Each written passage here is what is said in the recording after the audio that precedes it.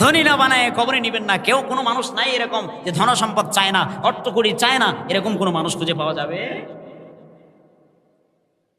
জিজ্ঞাসা করলেন ইমাম আহমদ ইবনে হাম্বল রাহিমাহুল্লাহ, তুমি বারবার কেন আস্তাগফিরুল্লাহ বলো? বলে, হুজুর আমি আপনাকে একটা কথা বলতে চাই, বারবার আস্তাগফিরুল্লাহ বলি। আমি এ আমল করি, এ আমল করে আমি নিজে খাই এবং আমার আন্ডারে 50 জন মানুষকে আমি খাওয়াই। শুধু তাই নয়, আমি আজ পর্যন্ত যত দোয়া করেছি একটা দোয়া আল্লাহ তাআলা ফেরত দেয় না। সুবহানাল্লাহ বলেন। একটা দোয়াও আল্লাহ তাআলা ফেরত দেয় নাই আমি যত দোয়া করেছি। তবে একটা কথা হলো, একটা দোয়া আল্লাহ তাআলা আমার কবুল করে নাই। সেই দোয়াটা কেন বা কবুল করতেছেন না এটা তো আমি জানি না। সেটা কি বলো, কি সেটা কোন দোয়া? বলে এটা হচ্ছে, আমি এই জামানার সবচেয়ে বড় আলেম মুহাদ্দিস ফকি ইমাম আহমদ ইবনে হাম্বল রাহিমাহুল্লাহ, তার সাথে একটু দেখা করতে চাই, কিন্তু সেই দোয়া আল্লাহ তাআলা আমার কবুল করে। এখন বুঝে থাকলে বলেন তো, ইমাম আহমদ ইবনে হাম্বল রাহিমাহুল্লাহ কার বাড়িতে? ইমাম আহমদ ইবনে হাম্বল রাহিমাহুল্লাহ চোখের পানি ফেলায় দিয়ে পুরা দাড়ি ভিজায় ফেলেছেন। সঙ্গে সঙ্গে ইতিহাসের কিতাবের মধ্যে আসছে, বলে, ও ভাই তুমি আমার বুকে আসো। তুমি তো জমিনের মধ্যে, আমি ইমাম আহমদ হাম্বলের চাইতে শ্রেষ্ঠ বুজুর্গ তুমি, তোমার চাইতে বুজুর্গ জমিনের মধ্যে আর কেউ নাই। আমি ইমাম আহমদ ইবনে হাম্বল দোয়া করলে আল্লাহ ফেলায় দেয়, ফেরত অনেক সময় ফেরত দিয়ে দেয়, কিন্তু তুমি দোয়া করলে সব কবুল হয়ে যায়। তুমি আমার বুকে আসো। তোমার সামনে যে মানুষটা দাঁড়িয়ে আছে সে হলো ইমাম আহমদ ইবনে হাম্বল রাহিমাহুল্লাহ। এত খুশির সংবাদ শুনি এত আস্তে সুবহানাল্লাহ, মরে গেছেন বলেন না জোরে সুবহানাল্লাহ। কি গো এতদিন ধরে সুবহানাল্লাহর প্র্যাকটিস করতে পারলেন? যে টাকা পয়সা আমার প্রয়োজন, ধন সম্পদ আমার প্রয়োজন, অর্থ করি আমার প্রয়োজন, এবং আমার শরীরে কোনো রোগ ব্যাধি না থাক, আমার শরীরে কোনো জ্বর না হোক, আমার শরীরে কোনো ক্যান্সার না হোক, আমার শরীরে কোনো প্রকার কোনো ক্ষতি না হোক, কোনো প্রকার কোনো অসুস্থতা না আসুক, আমি যখনই দোয়া করি সেই দোয়াটাই যেন কবুল হয়। এই ছোট্ট একটা আমল যদি আমরা দায়মান করতে পারি, তাহলে আল্লাহ নবী সাল্লাল্লাহু আলাইহি ওয়াসাল্লাম বলেছেন, এবং আমরা ইতিহাসের মধ্যে পেয়েছি, এই দায়মান এই আমল করার কারণে ওই ব্যক্তি যা চাইবে আল্লাহর কাছে, যেটা তার প্রয়োজন, যেই জিনিস তার দরকার, আল্লাহ পাক রব্বুল আলামিন তাকে সেটাই দান করবেন। সুবহানাল্লাহ। কিন্তু আমলটা সবসময় করতে বলবেন, হুজুর কেমন করে এই আমল করলে টাকা পয়সাওয়ালা হওয়া যাবে, ধন সম্পদওয়ালা হওয়া যাবে, শরীরে রোগ ব্যাধি থাকবে না, ক্যান্সার হবে না, জ্বর হবে না, অসুস্থতা হবে না, কোনো কিছু রোগ আসবে না, সব রোগ থেকে মুক্তি পাওয়া যাবে, সব রোগ থেকে বেঁচে থাকা যাবে? তাহলে সে আমলটা কি? সে আমলটা হলো স্রেফ আস্তাগফিরুল্লাহ। বলেন তো কি? সকলে বলেন আস্তাগফিরুল্লাহ রাব্বি মিন কুল্লি যামবি ওয়া আতুবু ইলাইহি। পুরাটা বাক্য নয়, শুধুমাত্র আস্তাগফিরুল্লাহ, শুধুমাত্র এতটুকু শব্দ আস্তাগফিরুল্লাহ। এটা দাইমান কেমন করে আমল করবেন, কিভাবে আমল করবেন, আর কিভাবে আমল করলে আপনি অর্থ করে ধন সম্পদের মালিক আল্লাহ তাআলা আপনাকে না বানায়া কোনোদিন কবরে নিবেন না, আপনার দোয়া না কবুল করে, জমিনের মধ্যে মঞ্জিরি না করে আল্লাহ পাক রব্বুল আলামিন আপনাকে কবরের বাড়িতে রাখবেন না। এখন কেমন করে এই জিনিসটাই আমরা জানব। ইতিহাসের কিতাবের মধ্যে পাওয়া যায়, দ্বীনের মধ্যে সবচেয়ে একজন বড় দায়ী আলেম ছিলেন, সবচেয়ে বড় জ্ঞানী একজন আলেম ছিলেন, যিনি কিতাব লিখেছেন মুসনাদে আহমদ। তার চাইতে বড় কিতাব আর আল্লাহর জমিনে খুঁজে পাওয়া যায় না। যেই কিতাবের মধ্যে 40,000-এরও বেশি হাদিস বর্ণনা করেছেন, সহিহ সনদে নিয়ে এসেছেন, তিনি হলেন চারো মাযহাবের ইমামের মধ্যে একজন ইমাম, হযরতে আহমদ ইবনে হাম্বল রাহিমাহুল্লাহ। মুসনাদে আহমদের মধ্যে 40,000-এরও বেশি হাদিস আছে। এর চাইতে বড় আর হাদিসের কিতাব জমিনের বুকে নেই। সবচাইতে বড় হাদিসের কিতাব, 40,000-এরও বেশি হাদিস মুসনাদে আহমদে বর্ণিত হয়েছে। এত বড় মুহাদ্দিস, এত বড় ফকি, চারো মাযহাবের এক মাযহাবের ইমাম, হাম্বলি মাযহাবের ইমাম হলেন হযরতে আহমদ ইবনে হাম্বল রাহিমাহুল্লাহ। হযরতে আহমদ ইবনে হাম্বল রাহিমাহুল্লাহ তিনি একদিন সফরে বের হচ্ছেন, এক কাজে সফরে যাবেন, এক স্থানে সফরে বের হয়েছেন। সেই স্থানে যাওয়ার জন্য অনেক দূর লম্বা সফর করে সেই স্থানের মধ্যে তিনি যাবেন। সফর করে গিয়েছেন এবং নিয়ত করেছেন সেই স্থানের মধ্যে তিনি থাকবেন। সেখানে থাকার কোনো পরিচিত কোনো জায়গা নাই, কোথাও যে থাকবেন এরকম পরিচিত কোনো জায়গা তার নেই। হযরত ইমাম আহমদ ইবনে হাম্বল রাহিমাহুল্লাহ তাআলা তিনি চিন্তা করেছেন মনে মনে, কোন মসজিদে আমি যাব, সেই মসজিদে সফর করে মাগরিবের নামাজ আদায় করব, এরপরে এশারের নামাজ আদায় করব, পুরা রাত্রিটা সেই মসজিদের মধ্যে ইবাদত করে কাটিয়ে দিব। পরের দিন সকালবেলা আমার জরুরত সারি সেখান থেকে আমি চলে আসব। ইমাম আহমদ ইবনে হাম্বল রাহিমাহুল্লাহ চিন্তা করেছেন, ফিকির করেছেন, এই নিয়ত করেছেন যে আমি সেই মসজিদে যাব, যাওয়ার পরে ওই স্থানে ওই মহল্লার ওই মসজিদে মাগরিবের নামাজ আদায় করব, এশারের নামাজ আদায় করব এবং শেষ রাত্রে ফজরের নামাজ আদায় করে সেই মসজিদ থেকে বের হয়ে চলে আসব, যেহেতু সেই স্থানে আমার কোনো থাকার জায়গা নেই।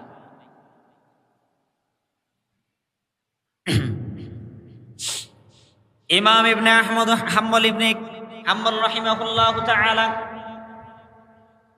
তিনি সফর করা শুরু করে দিলেন, চলা শুরু করে দিলেন, যাওয়া শুরু করে দিলেন। চলতে চলতে সফর করতে করতে সেই কোরিয়ার মধ্যে, সেই গ্রামের মধ্যে তিনি চলে গেলেন। সেই গ্রামের মধ্যে যাওয়ার পরে তিনি তার জরুরত যা ছিল সব প্রয়োজনগুলো সেরে নিলেন। প্রয়োজনগুলো সেরে নেওয়ার পরে ইমাম আহমদ ইবনে হাম্বল রাহিমাহুল্লাহ সেই গ্রাম থেকে সেই এক মহল্লার মসজিদের মধ্যে গেলেন, আসরের নামাজ আদায় করলেন। আসরের নামাজ আদায় করার পরে ইমাম আহমদ ইবনে হাম্বল রাহিমাহুল্লাহ তাআলা ইবাদতের মধ্যে মগ্ন হয়ে গেলেন, তাসবিহ তাহলিল করা শুরু করে দিলেন। সেখানে তাসবিহ তাহলিল করলেন। মাগরিবের সময় হয়ে গেল, মাগরিবের আজান হয়ে গেল, মাগরিবের সালাত আদায় করলেন। মাগরিবের নামাজ আদায় করার পরে ইমাম আহমদ ইবনে হাম্বল রাহিমাহুল্লাহ তাআলা তিনি এশা পর্যন্ত অপেক্ষা করলেন, তাসবিহ তাহলিল করলেন, পাঠ করলেন, সব কিছু করলেন। করার পরে এশার যখন সময় হয়ে গেল, এশার নামাজের আজান হয়ে গেল, মানুষেরা এশার নামাজের জন্য মসজিদে চলে আসলো। আসার পরে জামাত শুরু হয়ে গেল, নামাজ আদায় করলেন। নামাজ আদায় করার পরে এক কোণার মধ্যে বসে ইমাম আহমদ ইবনে হাম্বল রাহিমাহুল্লাহ ইবাদত করা শুরু করে দিয়েছেন, তাসবিহ তাহলিল করা শুরু করে দিয়েছেন। এক কোণার মধ্যে বসে তাসবিহ গণাচ্ছেন, ইবাদত করতেছেন, বিভিন্ন প্রকার তাসবিহ পড়তেছেন এক কোণার মধ্যে বসে। তখন ইতিহাসের কিতাবের মধ্যে আসছে, হয়তোবা মসজিদের কোনো খাদেম, না হয়তোবা মসজিদের মুয়াজ্জিন ইমাম, অথবা মসজিদ কর্তৃপক্ষ কেউ এসে ইমাম আহমদ ইবনে হাম্বল রাহিমাহুল্লাহকে বললেন যে, হে শোনেন আগন্তুক ব্যক্তি, আপনি কোথা থেকে আসছেন? আমাদের মসজিদে রাত্রিবেলা থাকা যাবে? বুঝতে পারছেন আমার কথা? আমাদের মসজিদে রাত্রিবেলা থাকা যাবে না, এখানে রাত্রিবেলা থাকতে পারবেন না, আমরা মসজিদ তালা মেরে চলে যাব। আপনি কোথা থেকে আসছেন আমরা তো জানি না, আপনাকে চিনি না, আপনি মসজিদে থাকবেন, কি হয় না হয় বলা যাবে না। যদি একটা জিনিস চুরি হয়ে যায়, হয়ে যায়, আমরা এগুলো দায়ভার নিতে পারবো না, বিদায় আপনাকে মসজিদ থেকে বের হতে হবে, আপনি মসজিদে থাকতে পারবেন না। ইমাম আহমদ ইবনে হাম্বল রাহিমাহুল্লাহ তাআলা মনে মনে চিন্তা করা শুরু করে দিলেন, আল্লাহ এই রাত্রিবেলায় কোথায় আমি যাব? রাত্রি যত গভীর হবে মানুষেরা ঘুমে বড় হয়ে যাবে, রাত্রিবেলা কেউ থাকবে না বাইরে। আমি এই রাত্রিবেলা কোথায় যাব? কোথায় গিয়ে আমি এই রাত্রিটা কাটিয়ে দিব? কোন স্থানে যাব? কোথায় যাব? ইমাম আহমদ ইবনে হাম্বল রাহিমাহুল্লাহ ইতিহাসের কিতাবের মধ্যে আসছে, পথ চলা শুরু করে দিয়েছেন। চলতে চলতে পাশে এক বাজার ছিল, বাজারের মধ্যে গিয়েছেন, দিয়ে দেখেন বাজারের যত দোকান ছিল সব দোকানগুলো বন্ধ হয়ে গিয়েছে, কিন্তু একটি দোকান, ছোট্ট একটা খুপড়ি ঘর বানায়া সুন্দর একটা রুটির দোকান খোলা, আর সব দোকানগুলো বন্ধ হয়ে গিয়েছে। একটা রুটির দোকান খোলা আর সব দোকান কি হয়ে গিয়েছে? বন্ধ হয়ে গেছে। আর কোনো দোকান খোলা নাই, সব দোকান বন্ধ। সেখানে আলো জ্বলতেছে, শীতের মৌসুম, লাইট জ্বলতেছে, সেখানেই আর কোনো দোকান খোলা নাই, সেই দোকানে শুধু খোলা। ইমাম আহমদ ইবনে হাম্বল রাহিমাহুল্লাহু তাআলা ডাক দিয়ে বললেন, ও ভিতরের মানুষ, ও দোকানদার ভাই, কে তুমি গো? এত রাত্রি হয়ে গিয়েছে, সব দোকানপাট সবগুলোই বন্ধ হয়ে গিয়েছে, সবাই ঘুমিয়ে পড়েছে, সব দোকানগুলো বন্ধ করে দিয়েছে, কিন্তু তুমি তোমার দোকান না বন্ধ করে তুমি একা কি করতেছো এখানে? কে গো তুমি, কে? আমি তোমার কাছে একটু আশ্রয় চাই। আমি আগন্তুক ব্যক্তি, অমুক স্থান থেকে এসেছি। আমি একটু সারা রাত্রি তোমার দোকানে একটু দাঁড়িয়ে দাঁড়িয়ে, লাইটে দাঁড়িয়ে দাঁড়িয়ে কাটিয়ে দিতে চাই। আল্লাহু আকবার। আমি একটু পুরা রাত্রিটা দাঁড়িয়ে দাঁড়িয়ে তোমার লাইটে, এই আলোতে কাটিয়ে দিতে চাই। তুমি কি আমাকে একটু সুযোগ দিবে? দোকানদার ব্যক্তি ডাক দিয়ে বলেন, আপনি কে বা কারা? আপনি কোথা থেকে আসছেন? আমি আপনাকে চিনি না, আপনাকে দেখি নাই, আপনাকে জানি না, আপনার পরিচয় আমার কাছে নাই, আপনি কোথা থেকে আসছেন জানি না। কিন্তু কথা হচ্ছে, আপনি যদি এই বাইরে দাঁড়িয়ে দাঁড়িয়ে লাইটের নিচে থাকার কোনো প্রয়োজন নাই, আমার ভিতরে একটা টুল দেওয়া আছে, আপনি এই টুলের মধ্যে বসে সারা রাত্রি কাটিয়ে দিতে পারেন। সুবহানাল্লাহ, বলেন না সুবহানাল্লাহ। আপনি এই টুলের মধ্যে বসে সারা রাত্রি কাটিয়ে দিতে পারেন, কোনো সমস্যা।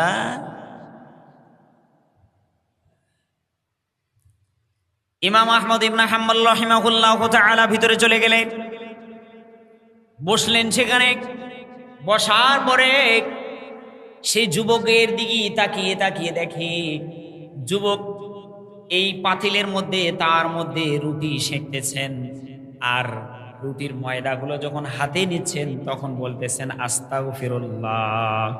আবার ময়দাগুলো উঠে নিয়ে যখন রুটি বানাচ্ছেন তখনও বলতেছেন আস্তাগফিরুল্লাহ। আবার কেউ যখন রুটি নেওয়ার জন্য আসতেছে তখনও বলতেছেন আস্তাগফিরুল্লাহ। হাত থেকে রুটি যখন উঠাই দিচ্ছেন তখনও বলতেছেন আস্তাগফিরুল্লাহ। যখন আবার রুটিটা উল্টাচ্ছেন তখনও বলতেছেন আস্তাগফিরুল্লাহ। যে কোনো জিনিস হাত দেওয়ার পূর্বে বলতেছেন আস্তাগফিরুল্লাহ, আস্তাগফিরুল্লাহ, আস্তাগফিরুল্লাহ। ইমাম আহমদ ইবনে হাম্বল রাহিমাহুল্লাহু তাআলা এই ব্যক্তির দিকে দেখে অবাক হয়ে গেছে, অবাক হয়ে গিয়েছে যে রুটি উল্টাইতে গিয়েও আস্তাগফিরুল্লাহ, হাতে নিতে গিয়েও আস্তাগফিরুল্লাহ, চাটতে গিয়েও আস্তাগফিরুল্লাহ, দোকানের জিনিস কাউকে দিচ্ছে তাও আস্তাগফিরুল্লাহ, কাউকে বসতে দিচ্ছে তাও আস্তাগফিরুল্লাহ, কাউকে খেতে দিচ্ছে তাও আস্তাগফিরুল্লাহ, শুধু আস্তাগফিরুল্লাহ, আস্তাগফিরুল্লাহ, আস্তাগফিরুল্লাহ। এই বাক্য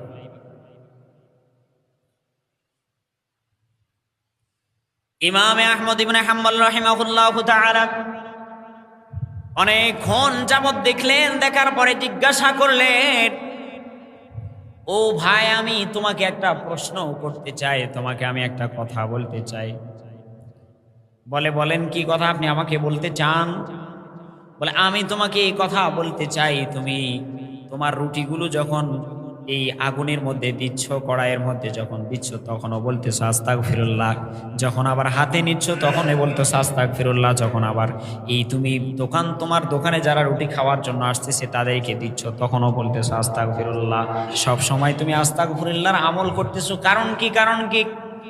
সেই ব্যক্তি বলা শুরু করে দিল, ও আগন্তুক ব্যক্তি, আপনি কোথা থেকে আসছেন আমি জানি না, কোথায় থেকে আপনি আসছেন আমি জানি না। শোনেন, আমি আপনাকে বলতে চাই, আমার অত এরকম ধনসম্পদ আল্লাহ পাক রব্বুল আলামিন আমাকে দান করে নাই, আমাকে বড় অট্টালিকার মালিক আল্লাহ তাআলা বানাই নাই, কিন্তু শোনেন, আমার এই ছোট্ট একটা রুটির দোকান দিয়া, এই রুটির দোকান দিয়ে আমি সহ আমার পরিবার সহ আরো 50 জন মানুষকে আমি চালাই, আরো 50 জন মানুষকে আমি আমার এই দোকান দিয়ে, এই সামান্য রুটি বিক্রি করে 50 জন মানুষকে চালায়। তাও আবার কত সময়? পুরা রাত্রি রুটি বেচে, এবং সকালবেলা আবার আমাদের মতো সকালবেলা নয়, আমরা নামাজ কাজা করে সকাল পর্যন্ত ঘুমাই। আল্লাহ নবী সাল্লাল্লাহু আলাইহি ওয়াসাল্লাম বলেছেন, 3 সময়ে যে ঘুমাবে তার গরিব হওয়ার জন্য সহজ হয়ে যাবে, সে মিসকিন হয়ে যাওয়ার জন্য সহজ হয়ে যাবে, তার রিজিকের টঙ্গি মানে রিজিকের পাড়াপাড়ি রিজিক নিয়ে মারামারি, সব সময় সংসারের মধ্যে দ্বন্দ্ব লেগে থাকার জন্য 1 নম্বর কারণ, কেউ যদি এটা আমল করতে পারে তাহলে কালকে থেকে তার সংসারের মধ্যে আগুন ধরে যাবে। আগুন ধরে কি আমল? 1 নম্বর, সকালবেলা যদি কেউ ঘুমায়, সকালবেলা যদি কি করে কেউ ঘুমায়, যদি কেউ ফকির হতে চায় 1 নম্বর আমল এটা করবেন। সকালবেলা যদি কেউ ঘুমায় তার রিজিক কমে যাবে। রিজিক কি যাবে? কমে যাবে। রিজিকের তঙ্গি আসবে, তার সংসারের মধ্যে অশান্তি আসবে। 2 নম্বর, যদি কেউ মাগরিবের নামাজের পর ঘুমায় তার রিজিকের মধ্যে তঙ্গি আসবে, রিজিকের মধ্যে ফরাফর থাকবে না, রিজিক নিয়ে টানা হেঁচড়া হবে। 3 নম্বর, আসরের সালাতের পরে যদি কেউ ঘুমায়, এই 3 সময় ঘুমানো নিষিদ্ধ।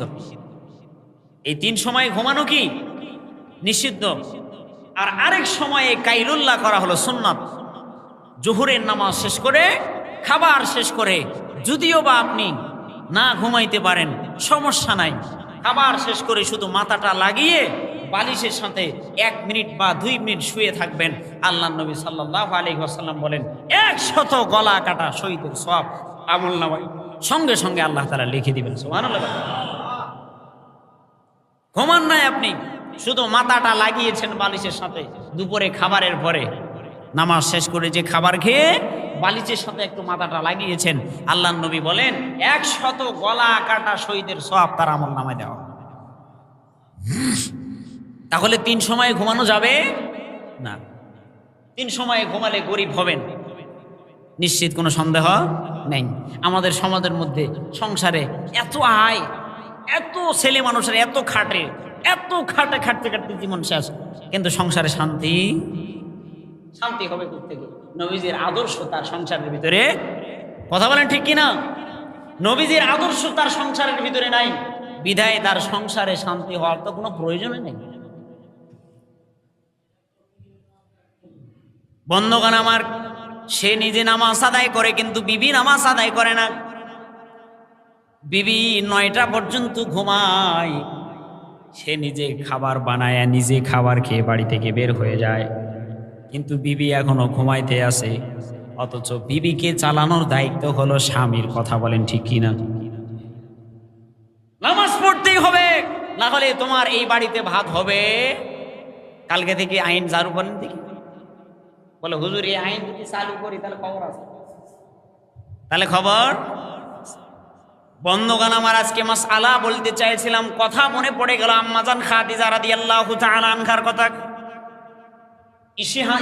ইতিহাসের মধ্যে আসছে বিশদ লম্বা আলোচনা। আম্মাজান খাদিজা রাদিয়াল্লাহু তাআলা আনহা, তিনি নবীজিকে মরণ সজ্জায়, মৃত্যু সজ্জার মধ্যে নবীজিকে ডাক দিয়ে বলেন, ও নবী, ও আমার প্রাণের স্বামী, আপনি শোনেন। নবী গো, আমি আপনার কাছে কিছু চাই নাই জীবনে, আমি আপনার কাছে কিছু চাই নাই জীবনে। আমি খাদিজা আপনার জন্য মুহাম্মদুর রাসূলুল্লাহ সাল্লাল্লাহু আলাইহি ওয়াসাল্লাম, নবী গো, আপনার দ্বীনের জন্য আমার যত ধন সম্পদ ছিল, কোটি কোটি মিলিয়ন মিলিয়ন ধন সম্পদ আমি খাদিজা দ্বীনের জন্য দিয়ে দিয়েছি, সবগুলোই দান করেছি নবী। ও নবী, আমি খাদিজা তুর পাহাড়ের মধ্যে, হেরা গোয়ার মধ্যে প্রতিদিন নবী আপনার জন্য খাবার নিয়ে গিয়েছি। ও নবী, আমি খাবার নিতে যে 70 বছরের বুড়ি মানুষ, আমি খাদিজা কাপড়ে পেঁচ লাগায়া অনেক সময় ওই পাহাড় থেকে গড়ায়া গড়ায়া নিচে পড়েছি। নবী গো, তারপরেও আমি আপনাকে কোনো সময় কষ্ট দেই নাই, কোনো সময় আমি আপনার উপরে জুলুম করি নাই। নবী আপনার কাছে কোনো সময় কোনো কিছু চাই নাই। নবী আপনি দ্বীনের দাওয়াত দেওয়ার জন্য বাইরে বেরিয়ে গিয়েছেন, নবী আপনি যতক্ষণ পর্যন্ত বাসায় না এসেছেন, আমি খাদিজা আপনার জন্য অপেক্ষা করেছি, আমি ঘুমাই না। সুবহানাল্লাহ।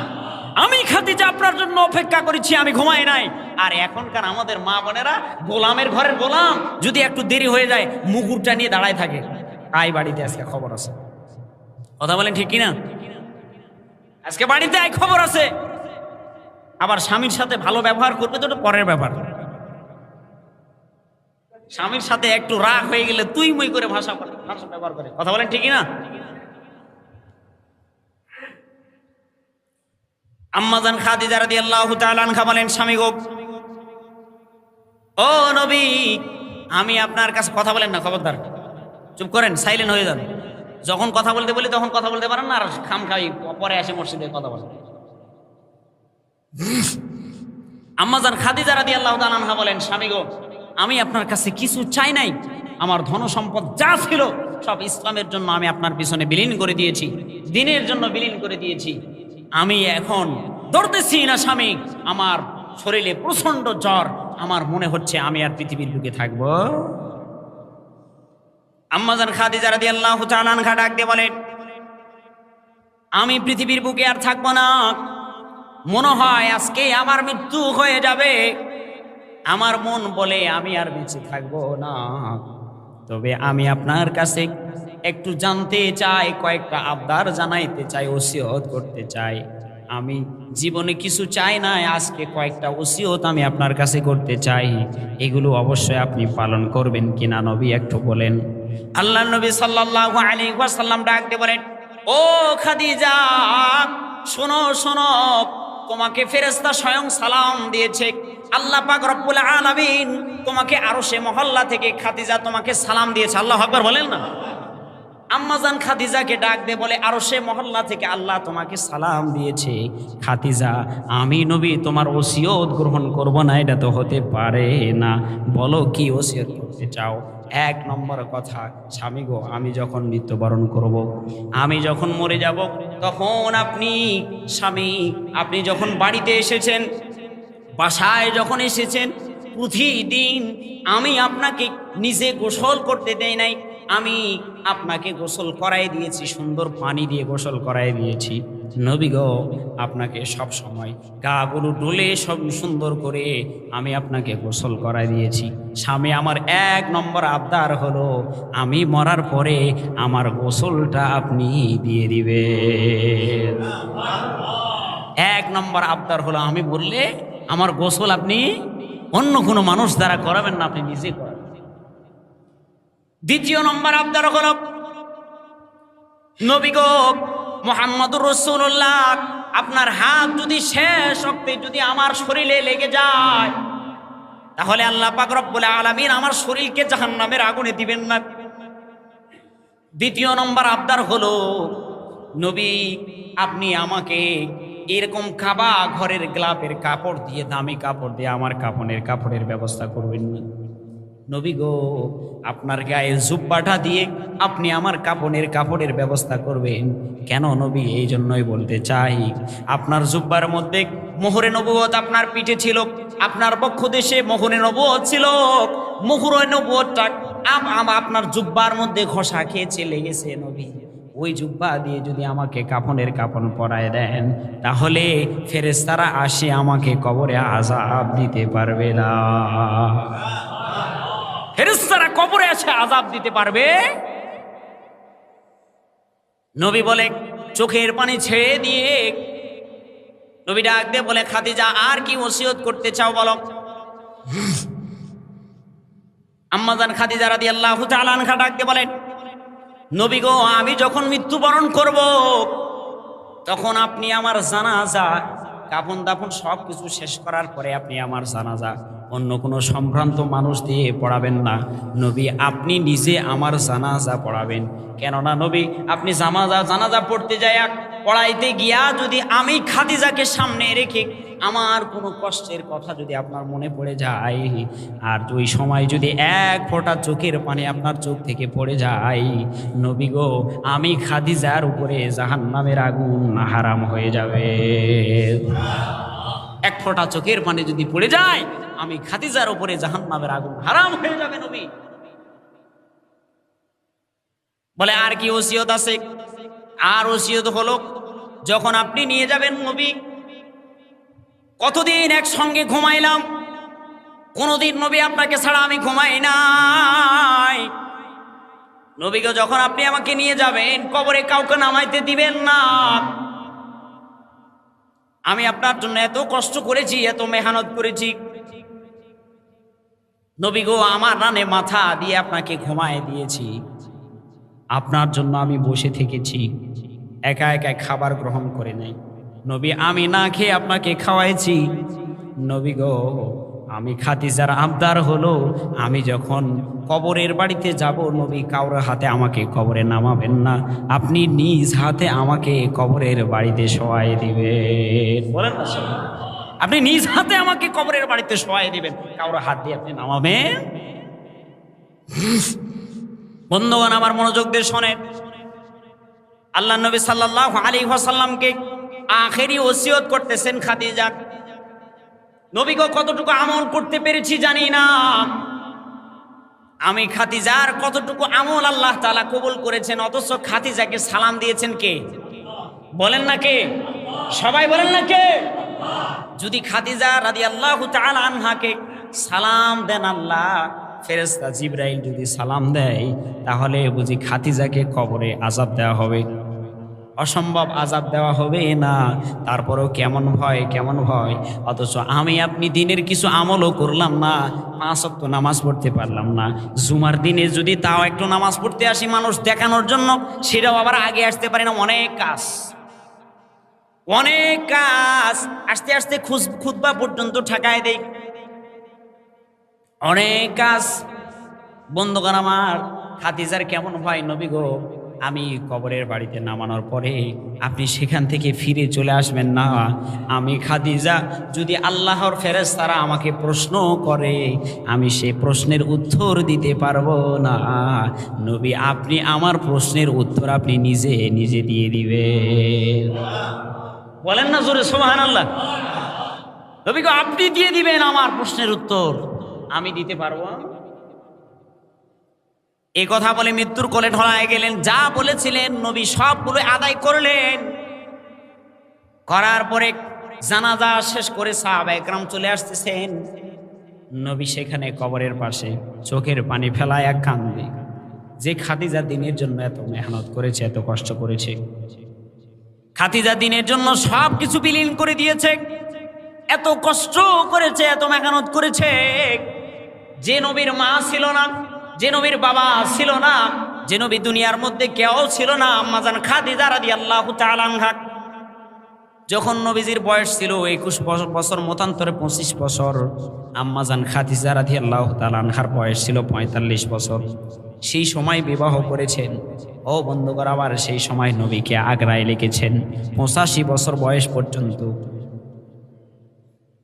আম্মাজান খাদিজাকে কবরে রেখে সব কথাগুলো মনে করে নবী চোখের পানি ফেলায় কান্দে, সাহাবায়ে কেরামও কান্দে। সাহাবায়ে কেরাম বলেন নবী আপনি যাবেন না, চলেন আমাদের সাথে। বলে না, খাদিজা আমাকে ওসিয়ত করেছে, খাদিজার ওসিয়ত পুরা না করে আমি এখান থেকে যাব না। আল্লাহু আকবার। খাদিজার ওসিয়ত পুরা না করে আমি এখান থেকে যাব।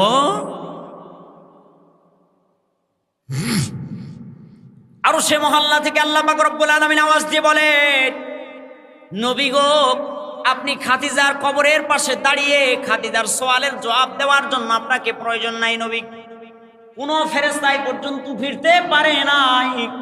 ফেরেশতারা প্রশ্ন করবে দোস্ত, আর আপনি উত্তর দিবেন আমার কাছে। এটা মানায় কার কাছে? আল্লাহর কাছে। জুতু মেরা তো সব মেরি, জমি মেরা সমা মেরি, আগার এক নেহি মেরা কোই শাই নেহি মেরি। যে আল্লাহর হয়ে যাবে সব কিছু তার হয়ে যাবে, যে আল্লাহর হবে না দুনিয়া তো কিছু তার নয়, নয় নয় নয় নয়। যে আল্লাহর নয় দুনিয়ায় তার কোনো কিছু। এটা নুকুশ, যা দেখতেছেন নুকুশ, ধন সম্পদ অর্থ করি, ব্যাংক ব্যালেন্স আর বিল্ডিং আর যাই দেখতেছেন নুকুশ নুকুশ নুকুশ, কিচ্ছু থাকবে না, কিচ্ছু থাকবে না। গত জমায় বলেছিলাম আমরা দান করি, আমাদের দান করার পরে আমাদের ধন সম্পদ বাড়ে না, মানে আমাদের দান হয়। আর ওই জামানায় দান করতেন কিন্তু ধন সম্পদ আল্লাহ বাড়ায়, মন কষা করে দান।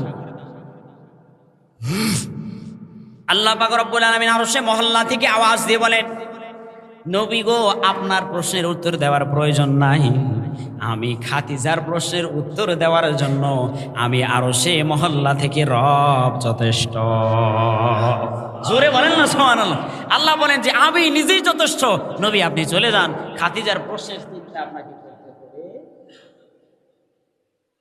ইতিহাসে আরেকটা ঘটনা আসছে, সময় শেষ, সেটাও বলতে পারতাম, কিন্তু তেমন যদি সংসারের মধ্যে স্বামী আর স্ত্রীর মধ্যে গুড সম্পর্ক থাকে, আর সেই সম্পর্ক যদি সুন্নত তরিকা অনুযায়ী হয় তাহলে সংসারে শান্তি অবতীর্ণ।